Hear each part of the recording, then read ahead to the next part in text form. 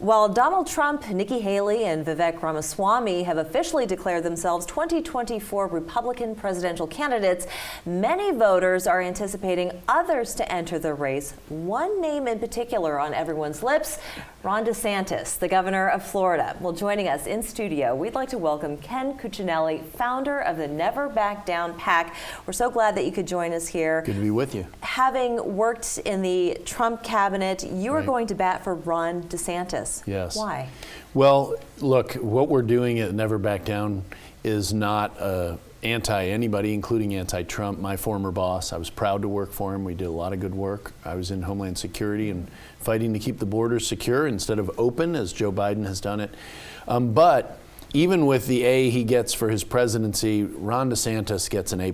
He really stands head and shoulders above all of the potential candidates based on his performance as governor in the biggest swing state in America. Went from a 0.4% win in 18 to almost 20%, getting Democrats and independents, women, Hispanics, seniors, all voting for him who had voted against him in 2018. That's really quite an endorsement. And it really demonstrates that without giving an inch on his conservative principles, he showed the people of Florida, under very difficult circumstances frequently, that those conservative principles make their lives better. So he didn't back off. He actually solved problems that change people's lives for the better. And I definitely want to talk about some of the most important pressing issues that are affecting this country that you're hoping to see whomever becomes president correct in the next administration. But I'd be remiss if I didn't mention your career as a politician, as a state senator for Virginia, as the attorney general for Virginia. So you certainly have had a lot of experience yourself. You're a staunch conservative. So how do your views align with Ron DeSantis's, Governor DeSantis, as well as some of the other candidates? Before Governor DeSantis was Governor DeSantis, he was in Congress for 6 years. He was one of the founders of the Freedom Caucus. He's a real constitutionalist, a constitutional conservative. I am still an idealistic, constitutional supporting conservative, and not every conservative is, but he has paid meticulous attention to that. He's worked very hard to maintain freedom, what he calls the freedom agenda in Florida. And what you see as governor is very consistent with the philosophy he pursued in Congress, but now he's an executive. He's, as he says, he's responsible for the outcomes. He's responsible for making them happen.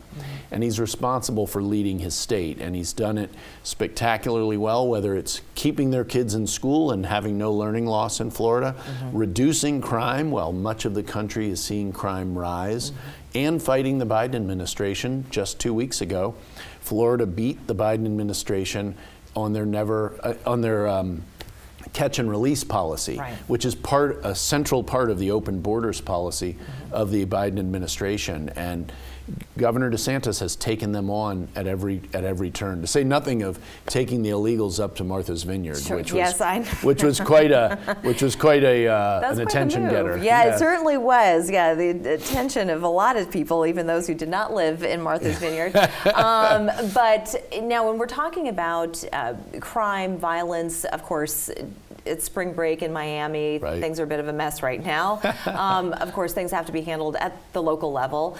But where do you think, as President DeSantis, that he would take a stand on crime in the country as a whole? Because we're seeing it amongst our homeless population out in California and some of those more liberal-run states. Chicago, certainly, hopefully with a new mayor there, that things are going to shape up a bit more. But to oversee an entire country and to change the tide of what we're seeing over the last couple of years. So you make some very good local versus federal points. One, locally as a governor, he removed a Soros prosecutor. Nobody else has done that anywhere in the country. And these are prosecutors George Soros has contributed to getting elected, who then promised not to enforce the law.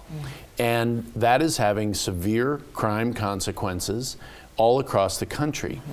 A president doesn't unseat those local folks, but they do appoint the U.S. attorneys. And I can tell you, when I was the deputy in the Department of Homeland Security, I was fighting the riots across the country in 2020, and we were not getting much help from our own Department of Justice. We had 340 officer injuries just in Portland in the summer of 2020. You know how many FBI agents were out there? 2. Yeah. That was it. That is just not the kind of approach you will see from a Governor DeSantis if he rises to be President DeSantis. He's been much more aggressive in stopping that kind of violence. And I can say, I can speak for a lot of people here in South Carolina, that they are very much behind their men and women in blue, that Absolutely. They want to make sure that their law enforcement is protected. We have a lot of pride in that. So I've got a lot more things that I want to ask you. We're going to take a break right now, but when we come back, I want to learn a little bit more about the immigration policies that you'd like to see changed and so forth. So we're going to do that in 2 minutes. Don't go anywhere. And we are back with Ken Cuccinelli, who is started his own PAC. He's the founder of the Never Back Down PAC that is going through various states right now, touting the not yet declared presidential candidate, Governor Ron DeSantis of Florida. Now, right now, straw polls show that Donald Trump, your former boss, has been pulling way ahead of the current listed candidates. So I'm curious, should Governor DeSantis declare that he wants to run for president, how do you think those polls are going to change? Well, obviously, when it's more real, people will respond to it differently, more favorably for the governor. And I would point out that his accomplishments have really not only made him the first choice of many people like me and many others in South Carolina, but for those for whom he's not their first choice, he is the top second choice of every other candidate. So he's very popular, very broad, and very deep support across the Republican electorate based on his accomplishments. And I think when he's actually in and engaging in the race, as we hope he will be, you'll see, A, more people will know him, and so his numbers will go up from that. But B, he'll be able to tout his own accomplishments in a way that I can't do. I'm not the candidate.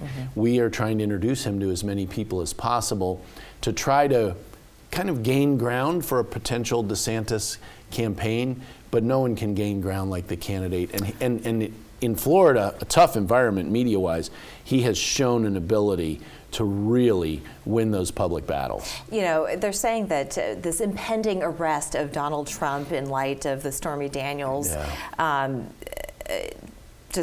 the drama going on, right?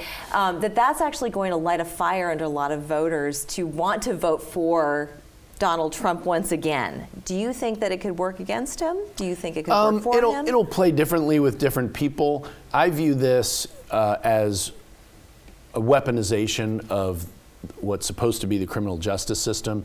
Governor DeSantis on Monday was just excoriating the DA in Manhattan who is pursuing Trump in this particular case. And mind you, this is a DA who on the first day he was in office issued a 10-page memo announcing all the things he wouldn't prosecute for, including resisting arrest, drug offenses, burglary offenses. And he's going after a private business records offense. That's the hook, for those who don't know, that he's supposedly pursuing President Trump. This is clearly political persecution. The governor called it as much. And, you know, in short term, I mean, I have sympathy for the president, but I still support Governor DeSantis. And I think that's probably the way it'll play out for a lot of people. We get mad about it, but we also realize this is part of a bigger problem we need to solve, and I think Governor DeSantis is the best one to solve it. And having worked for Homeland Security and the capacity that you did, and to see how things have changed over the last couple of years, to see the open borders, you know, every state is a border state at this point. What are you hoping, and what do you think that potential President DeSantis could do to stem that flow, to reverse what has taken place, and to make laws again? So first of all, this is one of those areas where his ability to serve 8 years versus President Trump's ability, he only has 4 more years constitutionally he can serve, really makes a difference. We saw how quickly the Biden administration undid the good work of the Trump administration because in 4 years we couldn't make it all permanent. And we really need the full 8 years to do that. It's very clear that Governor DeSantis is firmly committed to protecting our borders, not just talking about it. He's already beaten the Biden administration in an immigration case. He's done the Martha Vineyards Yes, effort to win hearts and minds, and that's really what that is about. It's to spark changes in policy. But he's prepared to stop the flow on the southern border. Even Governor Greg Abbott of Texas isn't doing that, and he's sitting right there and capable of doing it. So it isn't just because you're a Republican you'll do it. We need somebody with proven backbone and a willingness to buck kind of the popular culture, the media, at the risk of being a lot of called ire, mean right? and everything Sure, else. sure. And we've seen him buck that for Disney, for children in schools, with higher ed, to go after the Soros prosecutor, one thing after Critical another, and he race does theory it being taught well. in schools and He so does it forth. well. And Yeah. the illegals brought up to Martha's Vineyard, he was sued over that. And you know what people found out? Is he had been prepared. He dotted his I's and he had crossed his T's. It was all clean and ready to go. That's very important. Now, what has been your reception thus far? You do have some more stops after you We leave do. South Carolina. And so how have things been going for you? They've been going spectacularly well. Given it is unusual, we have a former president in the race. He got in days after the midterm. Both of those are really firsts for kicking the race off in the modern era and really almost in American history. Sure. So otherwise I might not be here in March. Oh, a year, okay, a yes, year that is before, true. it wouldn't start this early, but it has. And given that it started this early, I'm just excited as I can be about the reception. Senator Danny Verdon, who flipped your state Senate from D to R by his election, defeating an incumbent many years ago. Senator Josh Kimbrell is also on board, and we appreciate that. That's a big deal in a part of the state with 40% of the vote, most conservative part of South Carolina. And we want to build from there. We've got councilmen and mayors on board as well already, and that's just South Carolina. Yeah. New Hampshire and more Iowa states to go, too. were very positive for us as well. I've That's been just right. very encouraged. And you're headed to Nevada. So for people who want more information on what you're doing, what's the website they should visit? Neverbackdown.org. Neverbackdown.org. And I want to say real quick, there's a fundraising button there. We don't get a penny of that. Yeah. It sits and waits in a draft fund. If the governor gets in, he gets all of it. Okay. So you can donate to his campaign even before he decides and announces. Get started. Right there at Loosen those purse neverbackdown.org. strings. All right. Ken Cuccinelli, thank you so much for joining us. My pleasure. Good to be with you. We're back after this.